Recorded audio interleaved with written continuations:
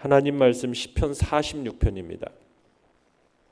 시편 46편 1절에서 11절의 말씀 우리 한 목소리로 같이 읽도록 하겠습니다. 시편 46편 1절에서 11절의 말씀 1절입니다. 시작. 하나님은 우리의 피난처시요 힘이시니 환난 중에 만날 큰 도움이시라.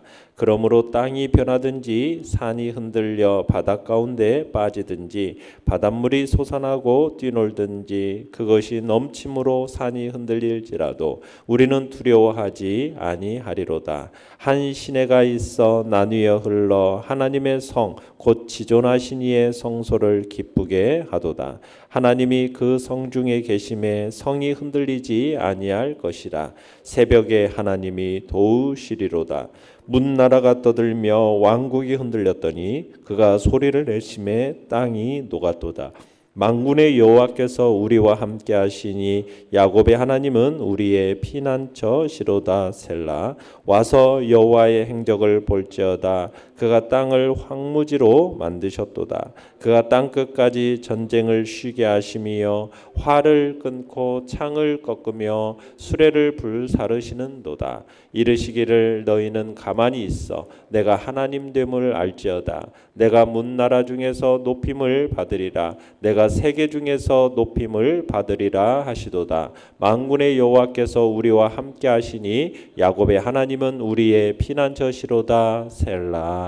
아멘. 하나님은 우리의 피난처라는 제목으로 말씀을 나눕니다. 오늘 본문은 표제에 보면 고라자손이 지은 찬양시, 고라자손이 지은 시로서 되어 있습니다. 오늘 본문은 환난과 전쟁을 그치게 하시는 여호와 하나님에 대한 찬양입니다. 그러니까 극도로 어려운 그런 상황에서도 하나님을 피난처와 힘으로써 묘사하면서 하나님에 대한 절대적인 믿음을 아름다운 시로서 표현하고 있는 거죠. 이 시의 배경은 히스기야 왕 시대에 아수르 왕 사네립의 침공을 받아서 남유다의 온 성읍들이 함락이 되어지고 이제 예루살렘 성 하나만 남았어요. 이 예루살렘 성이 함락이 되어지면 이제 남유다는 멸망하는 그 위기에 처해 있을 때 하나님의 역사로 말미암아 구원받은 사건을 배경으로 하고 있는 것이 이제 46편의 이야기다라고 보시면 됩니다. 자, 내용 관찰 문제 1번을 보시면 환난을 당할 때 우리가 두려워하지 않을 이유는 무엇입니까? 자, 하나님의 사람들은 어떤 상황 속에서도 두려워하지 않을 이유가 있는데 그것은 뭐예요? 하나님이 우리의 뭐가 되시기 때문이다? 피난처가 되시기 때문이다. 하나님이 우리의 피난처시요 힘이 되시기 때문에 우리가 두려워하지 않을 이유가 있습니다. 자, 1절을 다시 한번 읽어볼까요? 시작. 하나님은 우리의 피난처시요 힘이시니 환난 중에 만날 큰 도움이시라. 자, 이 고백은 지금 제가 배경을 설명한 것처럼 남유다가 멸망의 위기에 있을 때 하나님의 도우심으로 말미암아 구원받은 후에 드린 고백이다라고 말씀을 드렸어요. 그러니까 히스기야 시대에 지금 남유다가 아수르 왕 사네립의 침공을 받아서 멸망의 위기에 처하게 됩니다. 자, 예루살렘을 제외한 모든 남유다 전체가 지금 아수르 군대에 의해서 완전 초토화가 됐어요. 이제 마지막 남은 이 예루살렘 성, 그 예루살렘 성마저도 수십만의 아수르 군대에 의해서 포위가 되었습니다. 이제 함락할 위기에 처하게 되었습니다. 자, 그런 상황 속에서 예루살렘을 포기한 이 사네립의 장국수 이 랍사게가 속히 항복할 것을 촉구해요. 이제 남유다로서는 가망이 없어요. 예루살렘이 이제 함락되는 것은 시간 문제예요. 자, 그런 와중에 이제 히스기야 왕을 비롯한 이제 예루살렘에 남아있던 남유다 사람들이 끝까지 하나님을 신뢰하고 하나님께 도움을 호소합니다. 그런데 놀라운 일이 벌어지죠. 어떤 놀라운 일이 벌어졌습니까? 기적이 일어나요. 기적도 보통 기적이 아니죠. 상상을 초월하는 기적이 일어납니다. 예루살렘을 포위하고 있던 아수르 군대 18만 5천 명이 하룻밤 사이에 다 몰살당합니다. 사네립이 포위를 뚫고 그리고 결국에는 그 철수하게 되는, 그러니까는 하룻밤 사이에 하나님께서 천사를 보내셔서 18만 5천 명이라는 사람들을, 군사들을 그냥 하룻밤에 싹 다 죽여버린 거예요.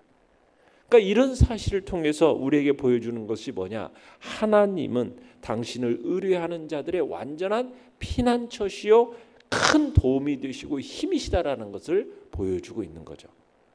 자, 그래서 2절 3절을 보시면은 같이 읽어봅니다. 시작. 그러므로 땅이 변하든지 산이 흔들려 바닷 가운데 빠지든지 바닷물이 솟아나고 뛰놀든지 그것이 넘침으로 산이 흔들릴지라도 우리는 두려워하지 아니하리로다. 셀라.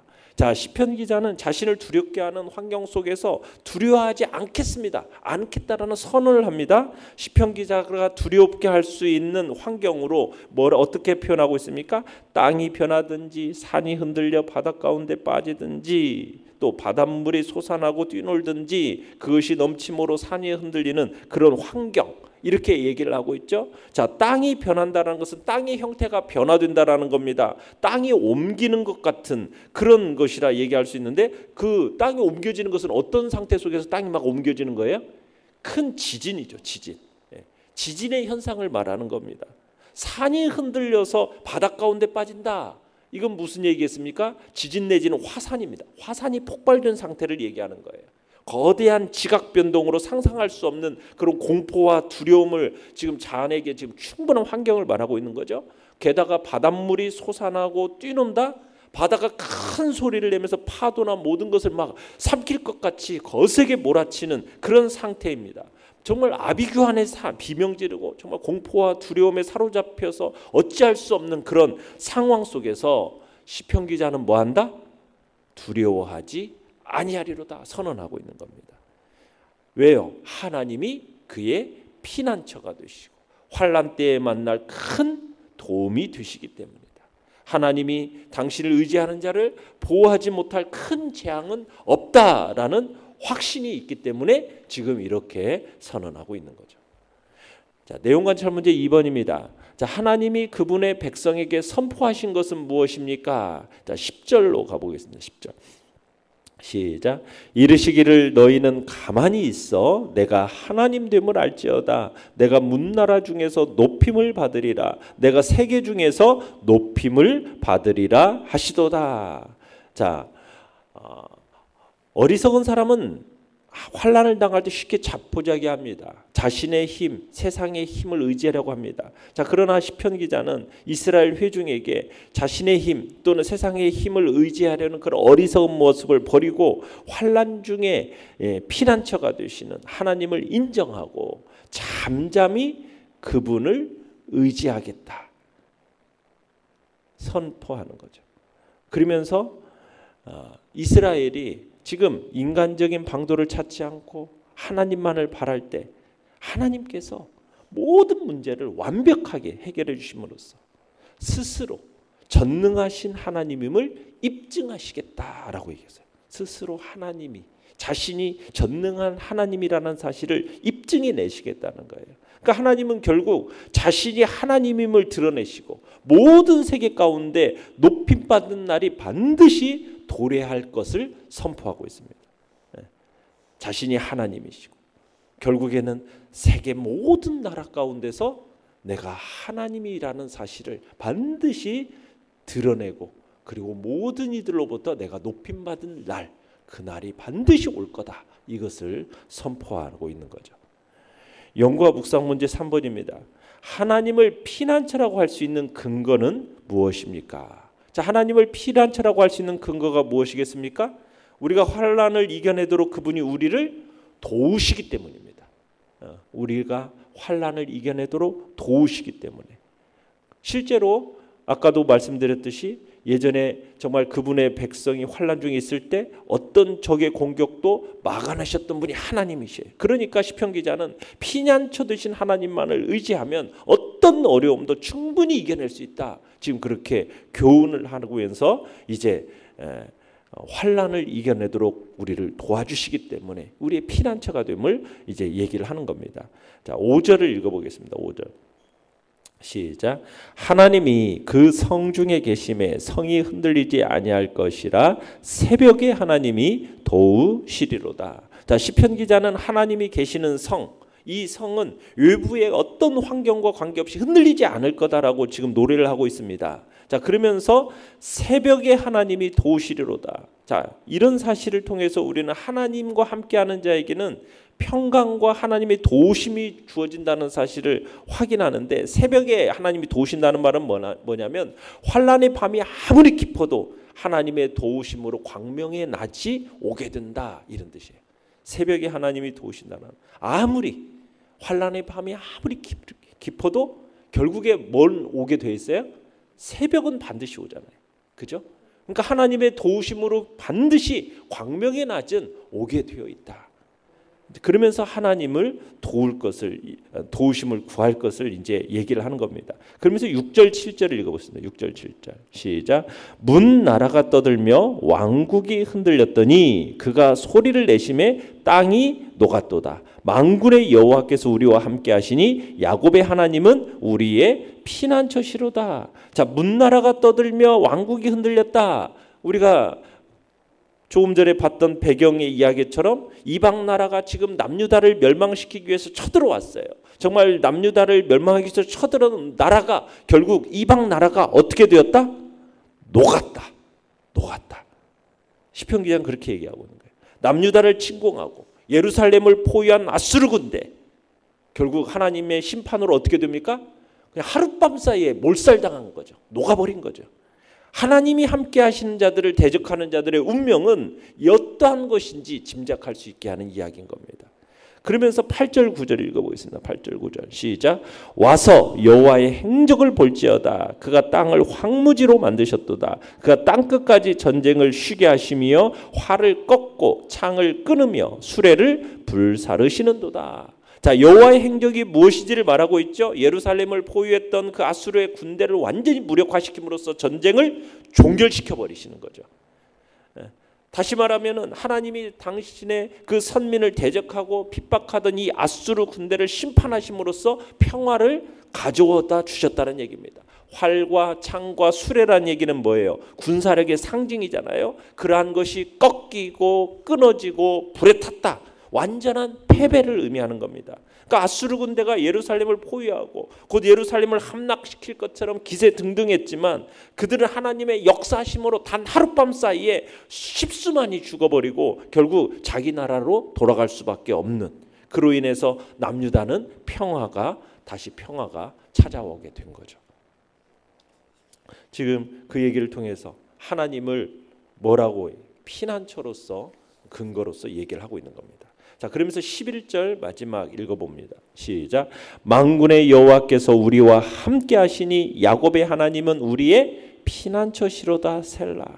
그러니까 하나님의 백성들을 향해서 지금 만군의 하나님께서 그들과 함께 하심을 믿고 위기를 당하면 하나님의 하나님을 피난처로 삼으라. 강력하게 촉구하고 있는 것입니다. 느낀 점 4번입니다. 하나님이 함께 하시는 성은 흔들리지 않는다. 하나님은 우리의 피난처시다. 여러분, 이 사실에서 뭘 느낍니까? 여러분, 우리가 감당치 못할 어려움을 만날 때 우리가 뭘 먼저 기억해야 되겠습니까? 가장 먼저 피난처 되시는 하나님을 기억해야 함을 우리는 느낍니다.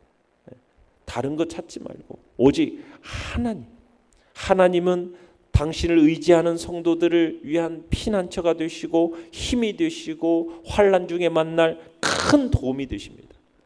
여러분, 종교개혁자 루터가요 절망에 빠졌을 때 오늘 이 시편을 통해서 힘을 얻었습니다.